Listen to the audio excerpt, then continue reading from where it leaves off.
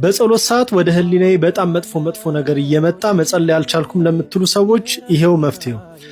ክርስቲያኖች ይሄ ቪዲዮ ኮፕሊንግ ስለምታደርጉልኝ በጣም አመሰግናለሁ። ብዙ ሰዎች ኮሜንት ላይም ኢንቦክስም እያደረጉልኝ ጸሎት ለማድረግ ስዕል ፊት ስንቆም፣ ቤተክርስቲያኑ ስንሄድ፣ ቅዳሴ መሃል ላይ ብቻ መንፈሳዊ ሁነቶችን ስናከናውን አእምሯችን ላይ እኛ በኖርማል አእምሯችን ማናስባቸው በጣም ከባባር ነገሮች መጥፎ ነገሮች ጭንቅላታችን ላይ ይመጡብናል። ስለዚህ ለዚህ ምንድነው መፍትሄው ለምትሉ 30 ሰከንድ ወስዳችሁ አዳምጡ። እንደዛ አይነት ነገር ሰይጣን ከዛ በጎ ምግባር ሊያርቃችሁ ስለሚፈልግ የሚያመጣባችሁ ፈተና መሆኑን በመጀመሪያ መገንዘብ ያስፈልጋል።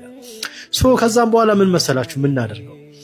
ተአብዮ ነፍሴ ለእግዚአብሔር ወይንም ደግሞ ነፍሴ እግዚአብሔርን ታከብረዋለች። ይሄንን እየደጋገሙ ማለት እመቤታችን ነች ይሄን ነገር ያለችው። ይሄንን ነገር ከኛ ከነፍሳችን ባህሪ የመነጨ ስላልሆነ ሰይጣን ወደ አእምሯችን የሚያመጣው ፈተና ስለሆነ ነፍሴ እግዚአብሔርን ታከብረዋለች። በጣም በአጭር ጊዜ ውስጥ እንትኑን ታገኙታላችሁ። ለውጡ ሞክሩት። ተአብዮ ነፍሴ ለእግዚአብሔር።